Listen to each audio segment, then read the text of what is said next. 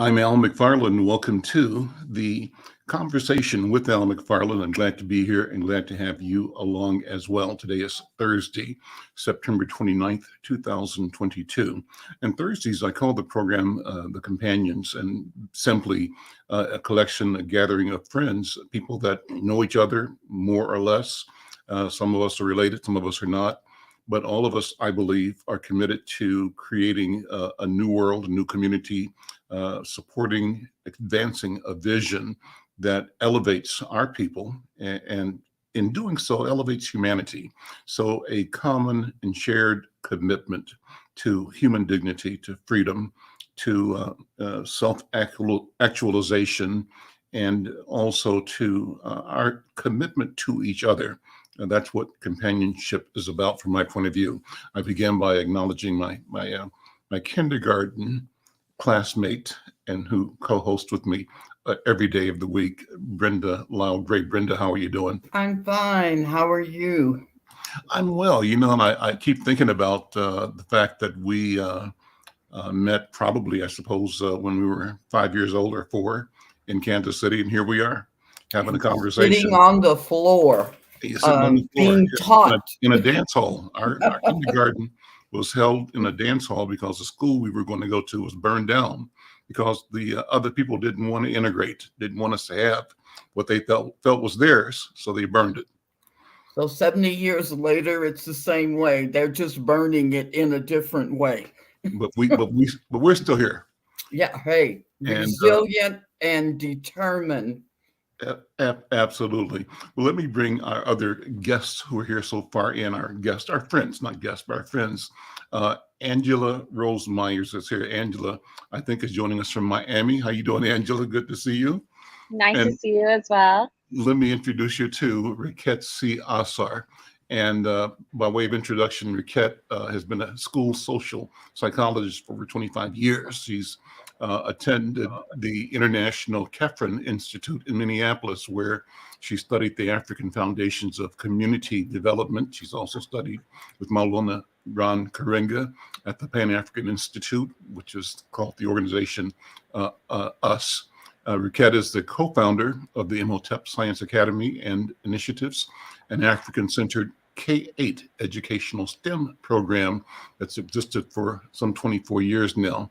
And currently she's the executive director of Black Ink, In Black Ink, a nonprofit that seeks to create spaces where intergenerational stories about Minnesotans of African heritage can be shared, documented, and archived. Riquette, my friend, good to see you, and thank you for being you. Thank you for being here. Thank you. It's great to be here. We just have a sort of free-flowing relationship here, and we ask each other what's on our mind. Others are going to be joining us, I think, in the course of the afternoon. I see in a moment a new friend, Arlene Perez Carrasco. Carrasco will be joining us. Carrascal, I think, is the proper pronunciation of her name. But Riquette, let me start with you, first of all. Just introduce yourself and talk about what you do as an educator and as a community builder. Well, explain what I just said. I'm not going to repeat what you just did, but thank you for the invite and thank you for joining this group of companions. I love the name and the concept. And what I do in the community is I basically try to figure out ways to, I love this word that is cropping up, re-member our people in terms of their understanding of who they are, heritage-wise, culture, lineage, and then help to, through whatever forum I'm working in. I'm by day, well, I can't even say by day, but a few days out of the week, I'm a school psychologist in one of the school districts here in Minneapolis. And I do that because I know our children are really missing images and the concepts or ideas around people and positions in their lives. And so I feel a role that not many Black people fill in my profession. And so it allows them to kind of understand that, hey, this stuff is not, brain science, but it's at the same time, it's attainable for them and everybody else. And then with doing that, I find that the psyche of our people has just really been hit hard by our experience over the last hundreds of years. And we are so damaged to the point where we're mute and we let other people share who we are in terms of the way they tell our stories. And so in the last 4 years, I've been collectively, everything I do is within community context, but collectively I've worked with folks to help develop and found what we call In Black Ink, which is a vehicle to create those spaces so that we can lift that, that tightening that comes around our throat when somebody asks you who you are and who, just to explain that, it allows me to find ways so that we can write and document who we are and not have to go through other people to tell our story. But I'll stop there. Thank you. Well, no, I'm going to keep you going. So I love the name Riquette Siasser. Let's go into who you are, Riquette. And that's a great way to begin. I think when I I'm going to say this for my friend Brenda. I had a first cousin in Kansas City, Bernard Powell. Bernard organized a group of young men and women, I think mostly men, but the group was called the Social Action Committee of 20. And they had a certain protocol when they engaged each other. And I just remember being impressed when Bernard introduced me to his friends, and the friend would say, my name is so-and-so, and I am a da-da-da-da-da-da-da-da. My mission is, my philosophy is, here's what I believe. But every introduction was like that. And so you had a sort of a cosmic, stellar, historic view of this person and her or his work in the moment of introduction. And so it alleviated all kinds of questions because it allowed us to show up authentic, clear, and in a sense, both inside and outside of time, meaning I'm here present in this moment, but I'm part of this cosmic flow. And here's who I am. Here's who I am presenting to you. And I present this to you because I am seeing the same in you. So Riquette Siasser, who are you, sister? Oh my gosh. I just talked about that lump in your throat there and you put me on the spot. Yeah, beautifully put. Yeah. Well, my name, I was actually renamed by elders in our community who studied the Kemetic tradition. And the name Riquette actually speaks to some of how I move and how I kind of understand the word. So Riquette is a part of what comes from the Tetraquette in the Kemetic language, which speaks to the science of mathematics. So it's a part of that whole concept of mathematics. So my growing up experience with math has been horrific. And so I was just really traumatized when I was named Riquette because I'm like, I hate math. But the description and the explanation spoke to my soul because what it is the one who's able to see and understand the connections of things behind those numbers or those geometrical shapes and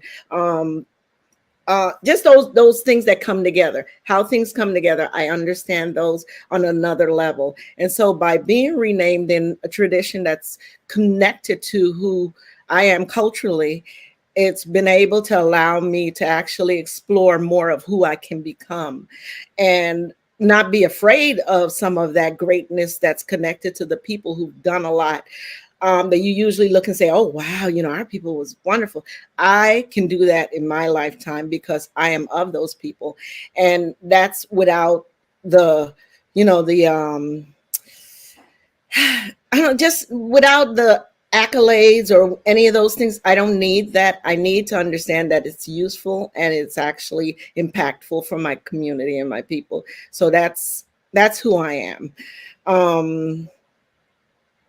and I am a mother. I'm a sister. I'm a daughter in this community. And I shouldn't have said "and" because I'm that first, because the first thing I see when I wake up in the morning are, the children and the people in my life that depend on me to stand up strong and, hold my back straight. Phenomenal. That's great. Let me bring in Sister Angela Rose. And Angela, we've invited a new friend, and I'm going to call her already a young elder like you, Sister Arlene Perez Carrascal, who is Colombian, but who's in DC, I believe, right now. And what I wanted to do is welcome you, Arlene, but also ask Angela to jump in and introduce you as she introduces herself. And let's open the conversation up. Jonathan Palmer is also here. And Jonathan, let's bring you in as well. How you doing, Jonathan? But good. Great to see everybody. Angela, go, unmute if you would, and the floor is yours. And glad you're safe, my dear. I was just talking about you. So hello, everyone. My name is Angela Rose. I am a Black woman in America. Right now, I am in Miami. And I have the pleasure of getting my master's degree in human rights at the University of Minnesota, where I've met Arlene Perez Carrascal, an anti-racist human rights activist and community organizer who is at the University of Minnesota as a Humphrey Fellow. And she is from Colombia. She's the executive director of Untu Races Foundation, an organization that mobilizes grassroots groups and Afro-Colombian communities in Cartagena, Bolivia, to promote peace and racial justice. So we've asked her on. I'm so grateful that while she's at the Congressional Black Caucus Conference, legislative conference, that she's been able to have this moment with us as well. So I'll pass it with your permission out to Arlene to introduce herself. Thank you so much. Yes, I am so grateful to be part of this conversation. And thank you so much, Angela, for trusting on our fight, for opening these doors in order to speak up about what happens in Colombia with Afro-descendant people, because most of people think that Colombia is full of white people or mestizo, and people don't know that in Colombia, we have a high percentage of Black communities and Black people. So I am here to speak about it and to strengthen our solidarity with all Black people in my country and in my city. So thank you so much. Thank you for being here. To me, Arlene, it's important that we change our perception of who we are and where we are. And I grew up, most of us who are African Americans grew up thinking that we are the center of the universe, that our story is the only story. And we have no idea that there are more of us, the descendants of Africans in Central and Caribbean and South America than there are in the United States. And since we don't have knowledge of our presence elsewhere, we feel further isolated. And we also then adopt the isolationist, the separatist strategy of the colonialists, right? The colonizers. And we then display a certain disdain or contempt for each other. I'm so thankful that we have the technology and the capacity, and now are rediscovering, remembering, as Riquette just said, the capacity to be ourselves and be with each other. And I thank you so much for joining this conversation. And we've been running a series of stories by a brother who's Afro-Venezolano, Brother Jesus Chucho Garcia. Yes, of course. Yeah. I know who he is. Yeah. And so hopefully you can help add to that conversation by speaking about our people in Colombia. Tell us about the Afro-Colombian community. Por favor. Okay. Good. Thank you so much. Quiero decirle que de vez en cuando debemos hablar en español y también en inglés. Yo digo que... Muy bien. Bueno, para mí sería mucho mejor. Okay. I just want to say that I came here 1.5 months ago. So Mhm. I am Humphrey Fellow. I came here because of the importance to see my country from other points of view, and also in order to analyze the enemy in a real way. We know who is our enemy, but we didn't know how the enemy behaves. So now that I came here, I could understand how my enemy behaves and how powerful the enemy is. So the capitalism system and the racist system is so hard here. I could face up here in United States and also in Minneapolis, where most of people is like a white population, and also there is a few no, I don't know, but the percentage of black people is not so much as in comparison with other states. And I could realize that I was walking around, I was running in a park, and nobody say hello to me, just black people. Nobody say anything to me.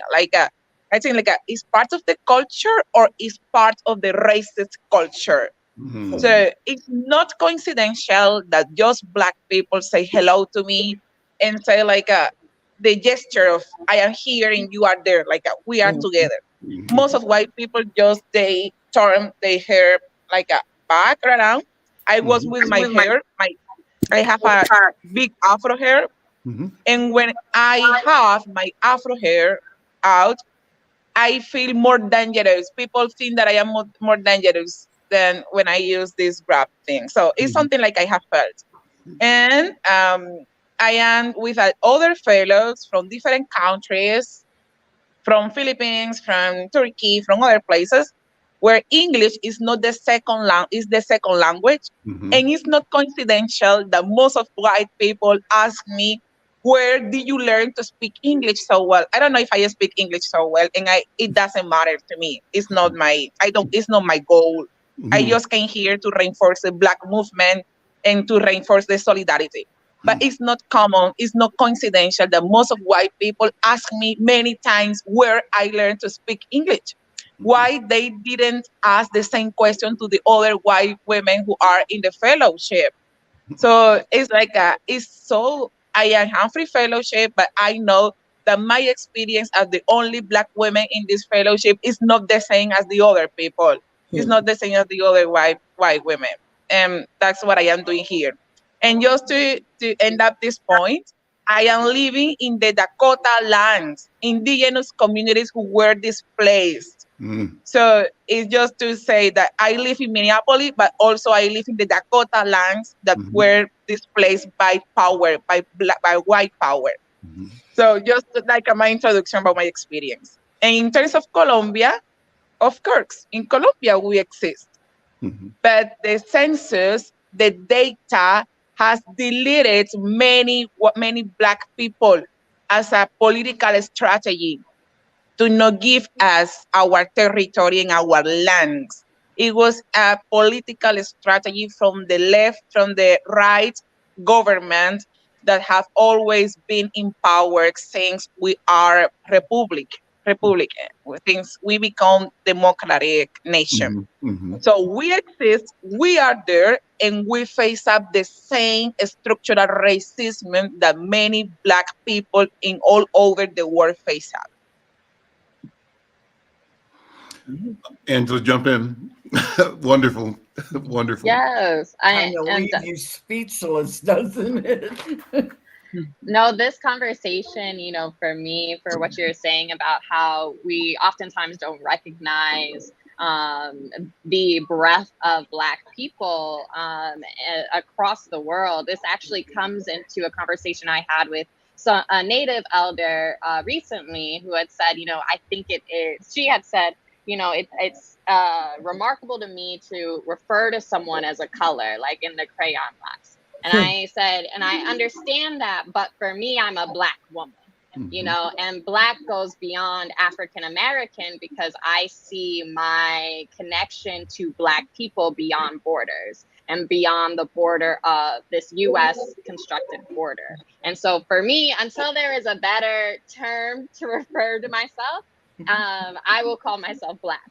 And Black in understanding also the transformation that happened during the transatlantic slave trade for our people too. But that doesn't mean that I'm disconnected from my African relatives, right? I just know and I recognize that, you know, there are Black people across the world that I feel united to. And to see Arlene, you know, she looks like she could literally be my sister. She looks like my cousins. And I've gone to, you know, different places across the world, right? And see people who look like they could be part of my community, because they are. And so when you're talking about that isolationist view, the issues of not just even phenotype, but there are related issues of structural racism that happens across borders as well. And there's learning actually that happens across borders between structural entities and states. So think about policing. Colombian police, you know, learned a lot of their tactics through the U.S. Military and U.S. policing tactics. It's the same actually even in Kenya, where there are Kenyan police and Kenyan military that learned their tactics and got their, you know, military grade weapons from the U.S. and U.S. policing and actually even NYPD.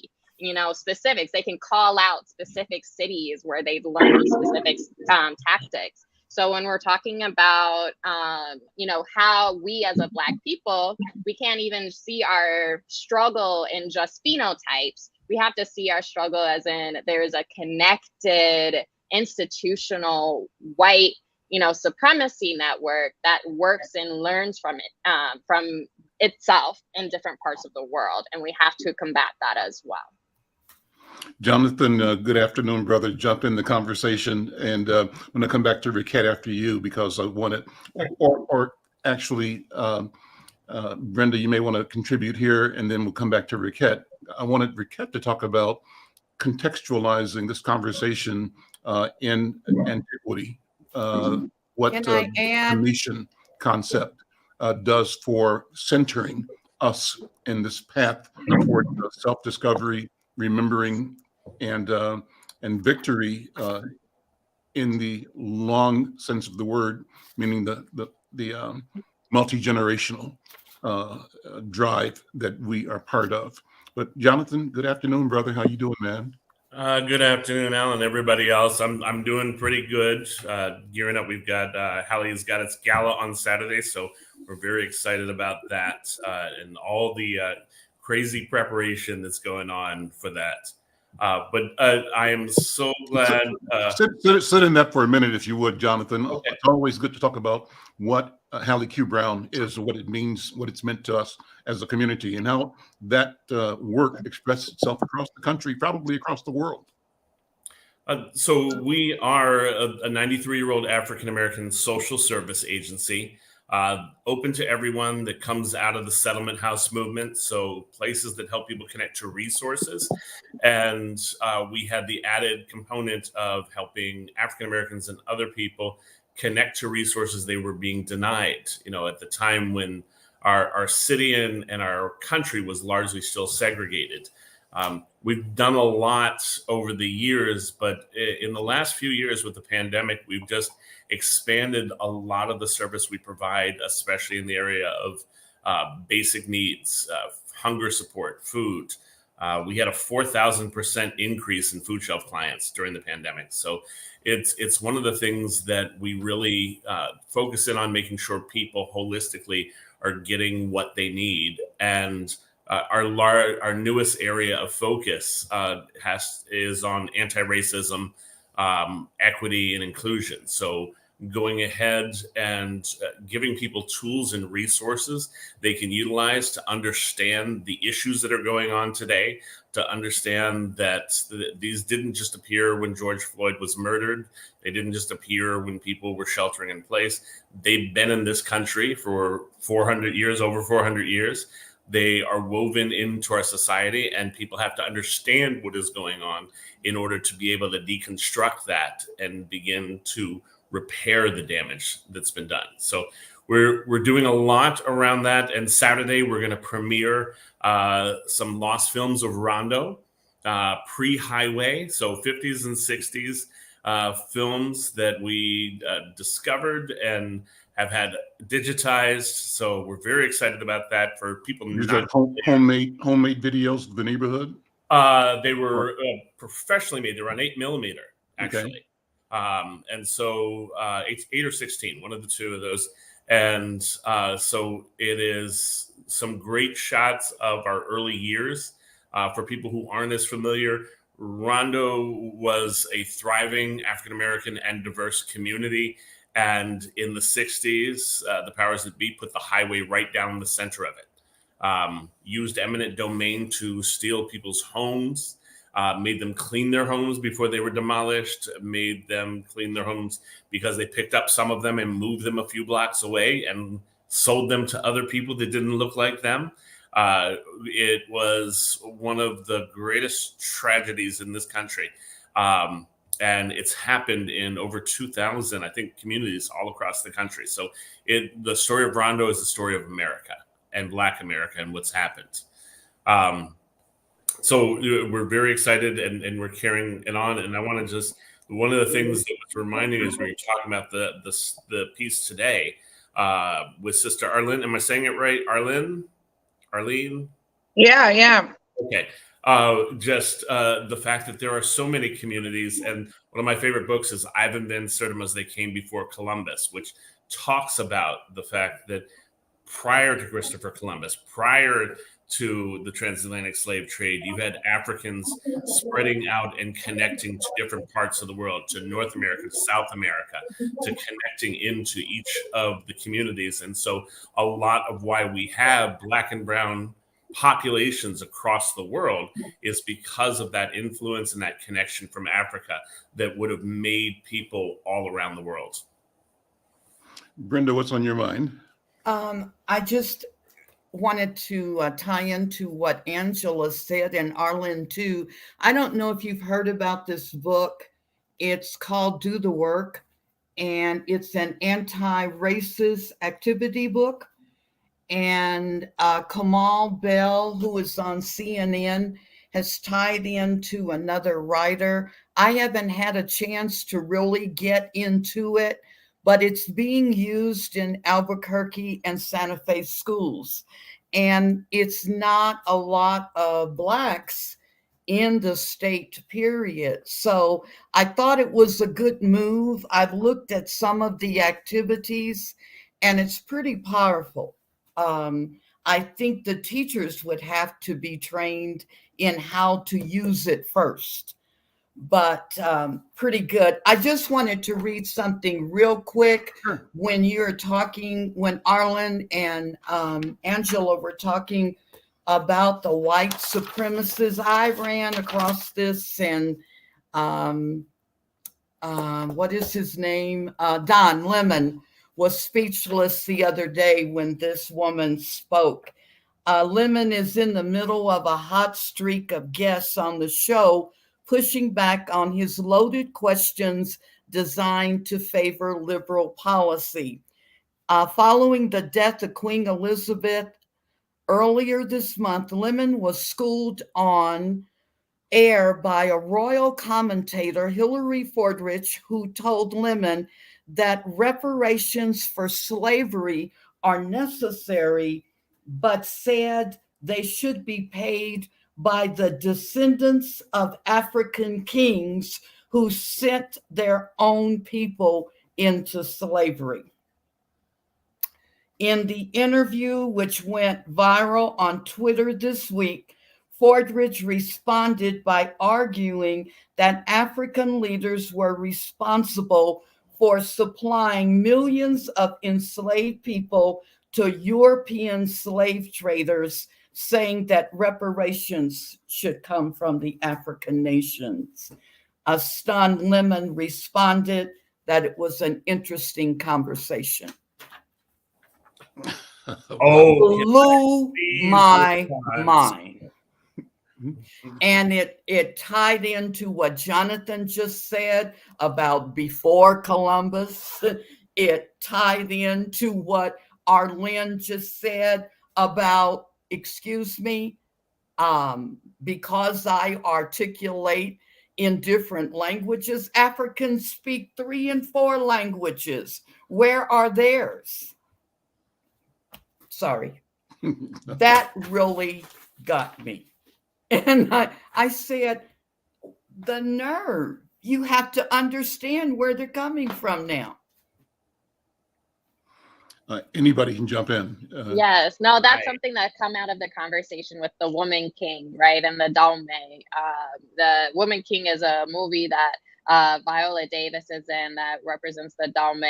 And one of the aspects of the Dalme's history is that they did enslave and sell other Africans into slavery to the Europeans. But, you know, just as we can understand the history, right, of the Dalme and of those who did sell us, we have to understand that ultimately the market and the type of slavery that was created and perpetuated by the Europeans, right? The type of slavery that existed pre-colonial, pre-colonialist contact. There was this type of slavery that was, existed for thousands of years in a lot of different places across the world. But chattel slavery is fundamentally different. Chattel slavery, yes, needed the forced cooperation, the existence of the supplier, which the Dalme and other African tribes, yes, were, like the Igbo in Nigeria, and things like that. But when I see an Igbo brother now, and that's, my brother-in-law is Igbo, right? Or if I see someone who comes from that, I don't see them as, oh, you all are who sold me. Because the existence of colonialism and imperialism in West Africa also fundamentally changed the landscapes and changed the peoples in West Africa too. So, the imperialist structure changed languages, changed structures, economic structures. It changed even geographies in Western Africa. And so they were also touched by white supremacist racism too. And just because we know that West Africa, now we see it, we're like, oh, well, there's a lot of Black people there. It doesn't mean that they existed outside of white supremacy. And it doesn't mean that, for the history that this white woman was trying to say, that they're the ones that owe us reparations. No, it is England, it is Europeans, they were the worst. They were the ones that created the British. Exactly. They were the ones that created the system. And for those who are navigating systems, it is extremely difficult to navigate. And we can understand now, right? And we can come together now to say, we're not trying to get reparations from West African states that actually didn't even exist until the Europeans decided what little lines that they were going to create. And then when the people came up and created independence, then those states were created. So there's really no one African nation we could even appeal to for reparations. So we also know that that's not even going to happen, right?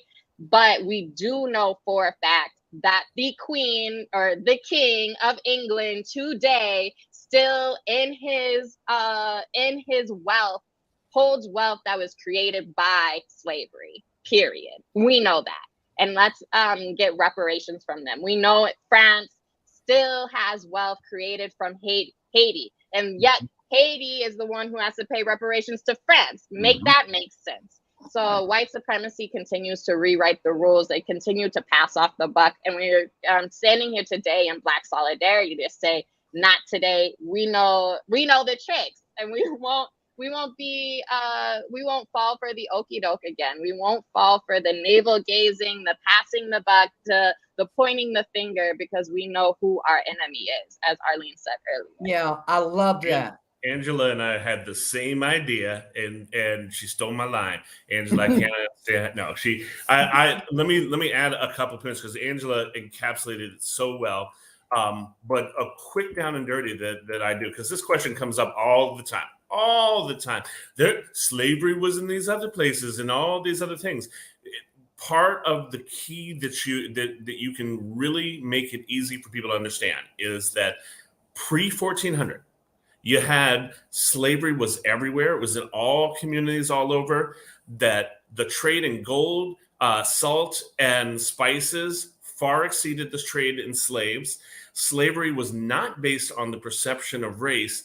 And slavery was a temporary status. You could buy yourself out of slavery. You could have a family. You could own property. When you talk about slavery in ancient Greece, or when you talk about slavery in other parts of the world, it was not the same as what chattel slavery was and what American slavery and the transatlantic slave trade. So when people would have been selling people into slavery, it was thinking that it was going to be the same kind of thing, that this was just part of the system. And oftentimes people became slaves because they lost a war to another group. And so it was a whole different concept, more of a class and indentured servitude than it was when we get into the transatlantic slave trade. Because after 1400, once they realized things like sugar could go ahead and be produced and be done in such a way, it changes the whole institution itself. The institution becomes based on the perception of race. Enslaved people were considered property and dehumanized, and slavery was an inherited status that was passed down from generation to generation. Slavery was for life, and it created the global economy. It created countries. It created the whole system throughout. And when you talk about the fact of just in America, and we are actually one of the smaller parts, when you talk about where slavery was, South America, in Europe, in all these other places, America, as much as we focus in on that, that was one of the smaller parts of the transatlantic slave trade. But you're talking about 265 years. We have been in bondage in this country longer than we have been free. Think about that for a moment. When you look at how long we have been in this country and on these shores, and 265 years of that was bondage, and then you get a whole another 100 years of dealing with Jim Crow, white supremacy, it begins to give you that picture of what this is. This isn't just, oh, that's something that happened so long ago, why are you bringing it up? This is woven into the fabric. The country was literally built on this. Literally established from this. And Angela was driving this point home. Thank you so much, Angela. It is a fact that you cannot separate America from slavery. You cannot go ahead and talk about, oh, it was this thing over here. No, it was part of every single thing that happened, from what was happening on Wall Street, where you could rent out your slaves for the day, from what was happening in the homes, where they were utilizing us to cook their food, to warm their beds, to take care of their children, to what was happening in industries and the wealth that has been amassed by these corporations that have utilized this to build up their wealth, their resources, and now want to say, well, why are you bringing up old stuff? It is an American institution, slavery and white supremacy and what has been done. And the only way we're going to get through this, the only way we're going to be able to separate and segment out, is actually acknowledging the impact, acknowledging the history that so many of the conservatives do not want taught in schools, but actually confronting face to face and recognizing what America has done to its citizens, not just Black people, but its citizens, and the fact that we have not been treated in that way appropriately. Jonathan, is America recognizing that alone enough? Is that sufficient? And the reason I raised the question is that the problem is more than America or United States. It's a problem that's global, but it's certainly the hemisphere. And I wanted to come back to Arlen, and I'll add, Arlen, this is what we did in Inside News, the story about Cambio por la Vida, the ascent of the new leadership in Colombia. Talk about that and respond to how the question of the transatlantic slave trade affects all of us everywhere in the hemisphere, from north to south, the Caribbean, in Central America, and how we must fashion and recognize our shared responsibility to both resist and destroy, overcome, dismantle supremacist thought and the consequences of supremacy. And Angela and Riquette, Angela, you've raised this before, and I love it when you do. And Riquette, I'm going to put this in your hands to talk to as well. As we examine the horrific impact of modern slavery, slave trade, the capitalist economy, do we have to also look at this whole question of kingship and queenship? Is it enough to say before the Europeans got there, we had a system of kingship that served all of our humanity in a way that was proper?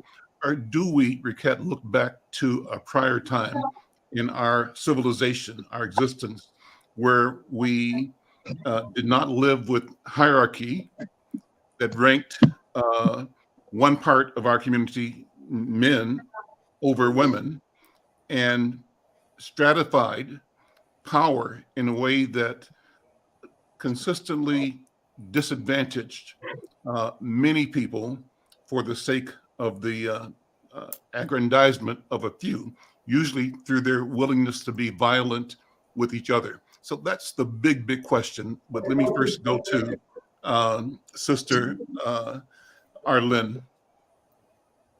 Yeah, thank you so much. Thank you so much for taking your time to show my sister Francia Marquez and Gustavo Petro.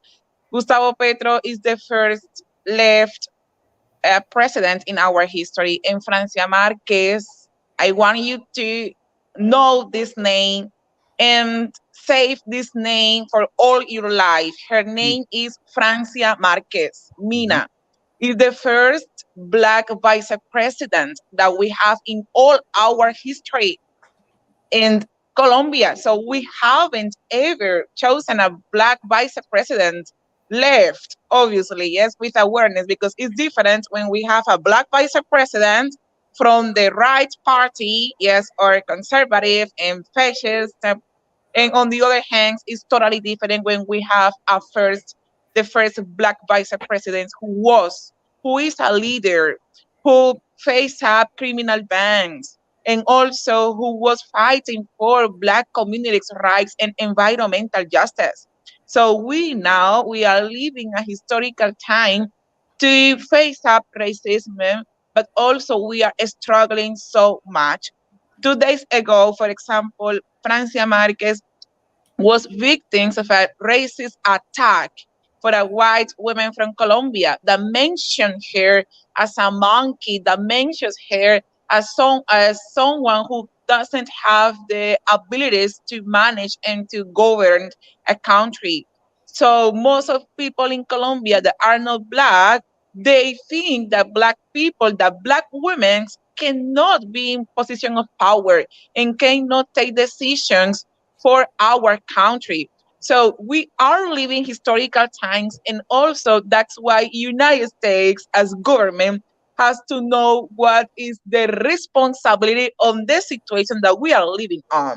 So now in Colombia, we are talking about the war of drugs, that it was a plan, it was called Plan Colombia from 1999. So United States started an operation with Colombia in order to undergoing a cocaine epidemic, and also because of that cocaine epidemic became a national crisis, they used to fund military and economic support to Colombian government. It was many years ago. But we have shown from our community that it is failed. It was failed, that kind of Plan Colombia that U.S. government invests in our country. Because with that military funds, most of our brothers and sisters in our neighborhood has been killed by the police, for example. And with these military funds and that not good strategy to combat the drug and paramilitary groups, has been displaced many indigenous people who produce coca plants. So the problem is not the coca plants or the coca trees. The problem is those who sell the cocaine and also those who promote the consumption of this one. So white people who are the business of the drugs business, who are the owner of the drug business, they live in a wealthy way because of the suffering, because of the pain of Black people in our communities. So we are here to tell United States government that it has to rethink the plans that they have in Colombia in order to stop the drug trafficking. So that's what we can say here in terms of U.S. government role. And we want to say one more time that we don't understand the word America. When people said we are America, United States, in Latin America, we get confused because for us, America is all the continent, and America for us is a colonialist name that is taken by imperialism to tell them that they have the power in our territories. So that's what I can say by now. I love it. Thank you so much. Wow. Riquette, jump in here, and how's it look to you? Wow. That's I do have to say shaking wow. heads. I know earlier you said you wanted me to contextualize the conversation in some way, and I know we've gone a few different places, but I was born in Guyana, which is the only English-speaking country in South America. Like you say, Arlen. When I came here and people were like, "Are you American?" Yes, I'm American because I was born on that landmass that's also called American. It was south of this America. But I really feel like in terms of trying to contextualize all of the issues that we are facing on a day-to-day basis and have been pending throughout history for us, I try to stay focused on the fact that we are here as people who've gone through a movement of land, time, different leadership, ownership, just this whole process of what I know Elder Mahmoud says, the past never passes. But when I look at my country, Guyana was a larger landmass. When the Portuguese came, they wanted a piece. When the French came, they wanted a piece. When the British came, they wanted a piece. So you're absolutely right, Angela, about these arbitrary borders that are created by Europeans and then cause infighting with us who are living in those locations around the fact that, hey, we have people pushing on our borders on the left or the right. And those people are people that look like us. And we turn and we try to own them, have them held accountable. But in looking at the confusion that I feel Europeans have created in our world, I have to say that white supremacy has touched everything. It's touched everything from, the colorism issues we have within our own Black, community, even the language issues. I mean, I grew up with racism, deep racism in Guyana, but it wasn't Black and white visually. It was East Indian and Black people. East Indians were, always, it was always, do we have an African leader? Do we have an East Indian leader? And when we look at the differences in terms of how the leadership looked at each other, especially when people who are closer to white look at Black, it was this thing of really dismissing us on certain levels as that image that has been created over years in terms of you're not as civilized, you're not as educated, and all those different things that fall into there.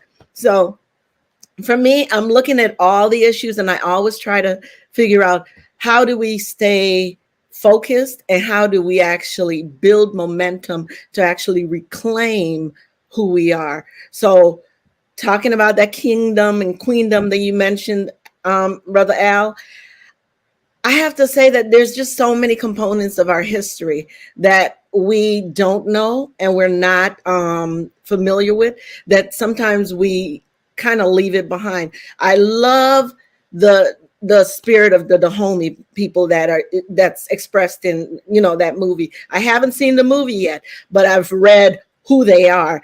I know the controversy around, them being a huge contributor to the slave trade and the transatlantic slave trade of that. And that whole concept of selling your own people. And I know that when you have someone who has no morals, no boundaries, no understanding of humanity, who can turn around every step of the way and look at somebody else and say they're more to blame, I'm not interested in that. And I think as people, we have to be very selective and very clear about what arguments and what fights we get into, because there's so much.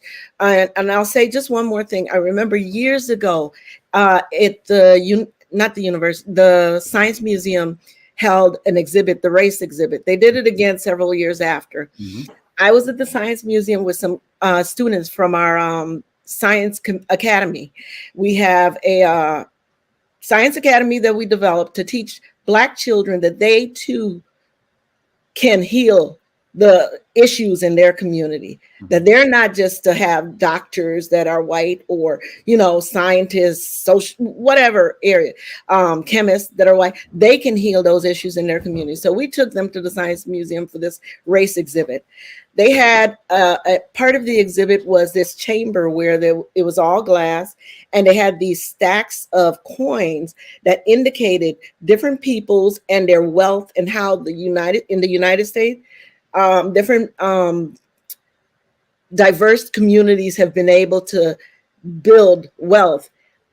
Black people or people of African descent, African American, whatever we want to call them, a cat in Minnesota is still a cat. If it was, raised in Africa, it's still a cat. So if you want to call us, Africans, if you want to call us Black, if you want to call, I think we have to look at the nature of what the word actually means for us. But they had these stacks of coins for Europeans that was stacked so high. And then they had, ours was like, as if I kind of donated a few coins. And then they had, Latin and Native, and they were all, Europeans were like all the way up here, and you can't really see my visual, but, and then every other culture was very small stacks. And they had this young white boy and his dad that came over, and the little boy was laughing and, oh my gosh, look how much money we got. And he was laughing, and that never left my psyche. That always imprinted on me because afterwards, I had a few students around me, and I had to loudly say to them, you know how they got that wealth? Because that whole image that's imparted on us becomes some of our guilt, and it becomes some of our shame and some of what we walk around with. Like, we're not able to protect our borders. We have a very vicious, you said, Arlen, who the enemy is. We have a very vicious, group of people who have been just really relentless in their need for power and rank in terms of being able to own and dominate and just take things. And that is not part of our nature in terms of how we have come up as a people. And so I think historically we have to look at the examples that teach us that. And then currently we have to look at how we can kind of remove some of the confusion when people start throwing all these different things at us that, well, you did this. We look at the people, we look at the person, we look at who and where the voice is coming from. And sometimes it's not even worth listening to. So that commentary about that woman who told Don Lemon, no, it's not even worth listening to. When I was in London, and I know last point, when I was in London years ago, the Queen was asked to return the stolen goods to Cairo from the British Museum. I went to the British Museum, my jaw dropped. The amount, it's almost like they took land masses out of Kemet and placed it in their museums behind glass and tell you who owned this, created this, not to touch it. So I was walking around touching everything. But they told her that she needed to return that in good faith because it was stolen goods. She wrote a response stating that there were gifts given to their land and they would not be returning it.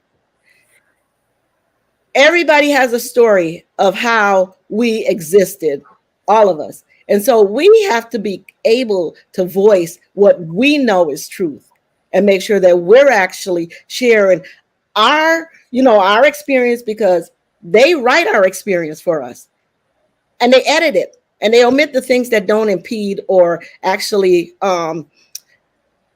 implicate them, like what's going on with the banning of books. If I am implicated in something, you can't read it. So I'll stop there.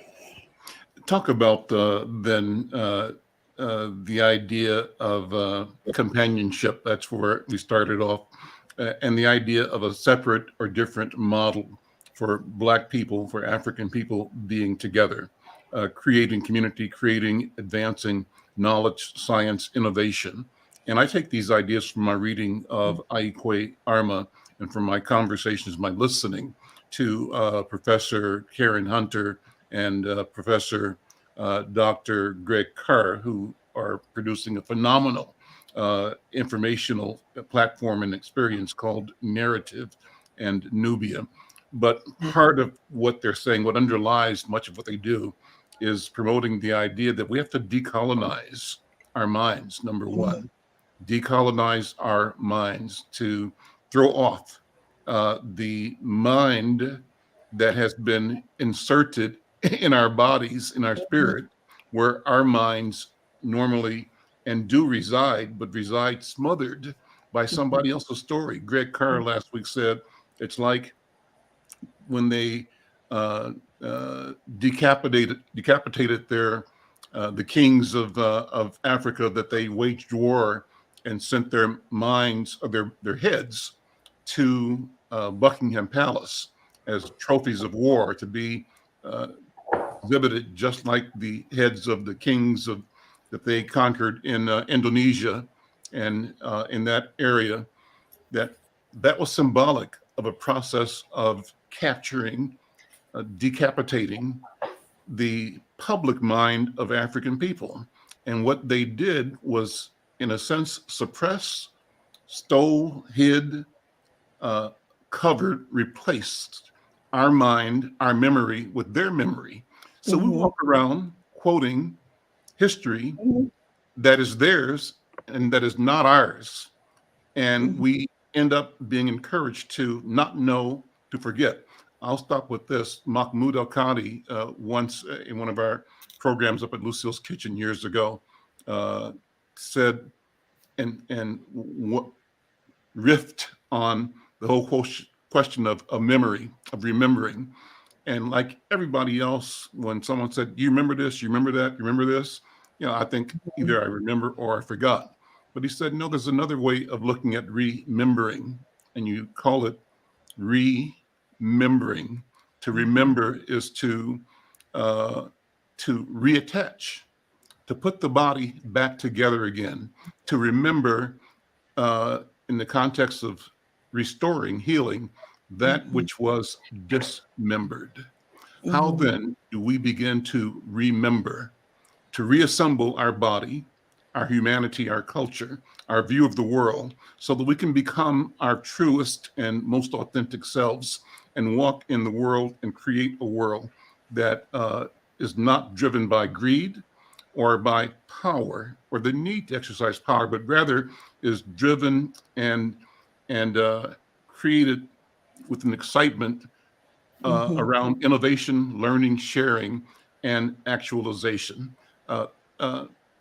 Arlene, let me throw it back to you for a second. We're almost out of time, but I'm so glad that you've sparked this conversation.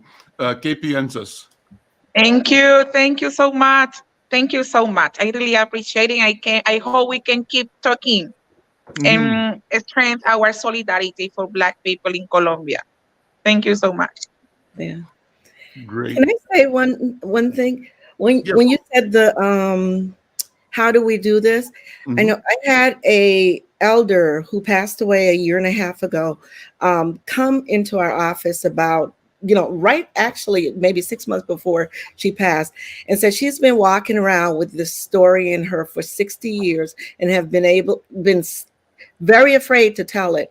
She owned, or her church had bought some land up north, had hired a caretaker who was a white young man who ended up dying, who was pulled from the river with what looked like a gunshot wound in his head, but it was marked as an accident. And she said she lived the rest of her life, because she died at, I think she was 80. I'm not sure. She was in her 80s, but she mentioned that she's lived with this on her heart, feeling like she was responsible for putting him in this position. Where up north here in Minnesota, the racism was so bad that they were terrorizing the white caretaker because he was caretaking a Black facility. And so when we're looking at this stuff that we walk around with in our hearts and on our chest, I feel like telling our stories and getting those stories out and correcting the wrongs. I think George Floyd happened because there's an image and perception of us in this entire world, not just this country, that Black men are dangerous. Black men are, there's that image that hits before you actually even think about doing anything, that makes it dangerous for us to actually be in the society unless they know specifically who we are. And I think people are hiding behind these false narratives that they've learned, and we have to correct it. Not correct them necessarily, but correct it for ourselves and our children, so we're not believing it. But I just wanted to share that. That's powerful. Thank you. We close usually by asking each of us what you're reading. Anything on your book stand, Riquette, that you're reading that you want to share? Well, you make the books. You publish the books. What are you reading right now? Well, I just finished Viola Davis' story. I just finished it, and I'm in a group book club with a group of young other Black women, and we just wanted to read her story, and her story is powerful. It sounds like one of those typical tragic, experiences that a lot of Black women have had. But if we look at all the different narratives in there, her book hits on so many pieces in terms of so many of our lives that I was just like blown away. So that's what I just finished reading. And I always have 2 or 3 other books under the bed that I can't get through, but I would love to have us collaborate on creating an online book reading project as part of this, where we get a dozen people or more, and we discuss a book over a period of time and just see what we learn. Angela, what are you reading? What's on your book stand? Yes, I just put one on the chat for serious reading. I've been doing Policing the Planet, why the policing crisis led to the Black Lives Matter. And that's a campaign. Well, so that's a good book for folks who like essays, who, it's short. You read the short chapters as an edited volume. But then for fun, I've been reading my romance novels. You guys know I love romance novels. Jasmine Guillory, While We Were Dating. This is a fun book about a Black man he's in advertising, and then he gets the great opportunity to make a commercial with a Black actress, and they fall in love, and all the fun. So Brenda, what are you reading? Oh, I just put it in the chat, and it was the one that I wanted Arlen to see. Okay. Yeah. And Jonathan, what's on your book stand? Why Wakanda Matters. I'm just starting this, but basically it's an exploration of what Black Panther did and the commentary about psychology, collective identity, and it's a collection of essays. So it's really talking about, the difference that Wakanda as an idea and a concept, and the movie as the representation of that have made in terms of helping us understand a little bit more about the world. That's one of the things I get pulled in to do talks on, actually, about how Wakanda and Black Panther relates to the nonprofit community or the work that we're doing out there in terms of the collective identity and in terms of trauma and the impact that that has. Wow. Arlen, anything that you're reading now that you want to share? Well, I am reading Spanish books from Latin America. Yes, and I want just to recommend an Afro-Latin American writer like Leila Gonzalez. You can write about her. She wrote about Afro-America. It's like the other context of Latin America, Afro-America, like Leila Gonzalez. And also one of the books that my professors recommend to me that is about why mass incarceration matters. Is by Ann Thompson. So Awesome. Well, I'm going to read this book called Finding My Voice by Emerald Garner. She's the daughter of the celebrated pianist Earl Garner, and she'll be on the program in the next several weeks. I think we'll be doing an interview with her. Well, listen, this has been a great program. As always, I thank each and every one of you for being my friend and being with each other, being with me. It's an honor. And let's keep this conversation going. I'm Al McFarlane. This is The Conversation. We'll see you next time. Bye-bye. Bye-bye.